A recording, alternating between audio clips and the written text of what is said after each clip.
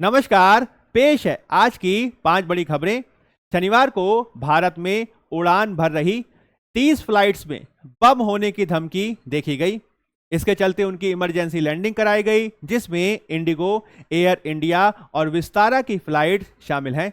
आपको ध्यान रखना है, बीते एक हफ्ते में 50 से ज्यादा विमानों में बम की झूठी धमकियां दी गई हैं, जिसके चलते एयरलाइन सेक्टर को 80 करोड़ से ज्यादा का नुकसान हुआ है। इस प्रकार की होक्स कॉल के मद्देनजर ही अब सरकार भी एक्शन में आ गई है, जिसके तहत विमानन सुरक्षा से संबंधित agency bureau of civil aviation security यानी BCAS के द्वारा जो एयरलाइंस के CEOs हैं उनके साथ बैठक की गई है। और भारत सरकार ने भी फैसला किया है कि एयरलाइंस की सुरक्षा को बढ़ाने के लिए एयर मार्शल्स की संख्या को बढ़ाया जाएगा, जो सादे वस्त्रों में NSG के कमांडो होंगे। दूसरी जो खबर है वो जम्मू कश्मीर के क्षेत्र से है। जम्मू कश्मीर में सरकार गठन की प्रक्रिया के बाद से ही जम्मू कश्मीर राज्य को पूर्ण दर्जा का दिया जाने की मांग जो है लगातार की जा रही है। इसके संबंध में 17 अक्टूबर को उमर अब्दुल्ला कैबिनेट के द्वारा जम्मू कश्मीर को पूर्ण राज्य का दर्जा दिए जाने के संबंध में प्रस्ताव पारित किया गया था।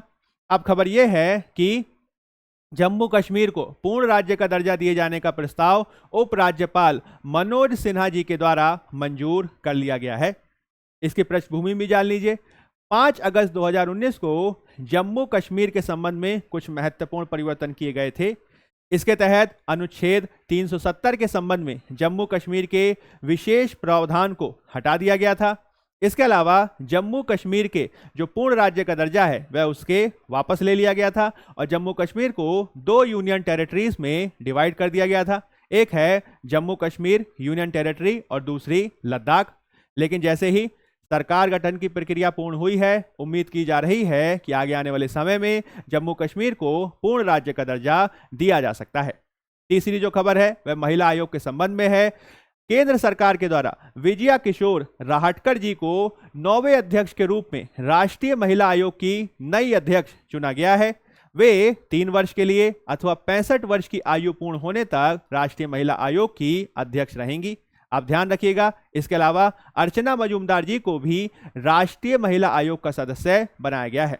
आप ध्यान रखेंगे, विजया किशोर राहटकर जी जो हैं उनके संबंध में आप ध्यान रखेंगे कि वह महाराष्ट्र राज्य महिला आयोग की इससे पहले 2016 से 2021 तक अध्यक्ष रही थीं।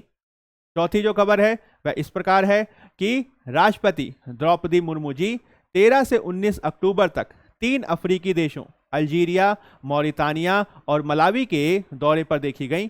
इसके तहत वह पहले अल्जीरिया, फिर मौरितानिया और उसके बाद उन्होंने मलावी का दौरा किया। मलावी का जो उन्होंने दौरा किया उसके तहत वे मलावी के राष्ट्रपति से मिली। इसके अलावा भारत और मलावी के बीच 4 समझौता प्रज्ञापनों यानी MOUs पर साइन किया गया। जब हम मलावी की बात करते हैं तो आप याद रखेंगे कि यह एक अफ्रीकी देश है जो अफ्रीका के दक्षिण पूर्व में है, यानी यह एक दक्षिण पूर्वी अफ्रीकी देश है। इसको पहले न्यासालैंड के नाम से जाना जाता था। यह 3 देशों से घिरा हुआ है। ये 3 देश कौन से हैं? तो ये हैं तंजानिया, मोजाम्बिक और जाम्बिया।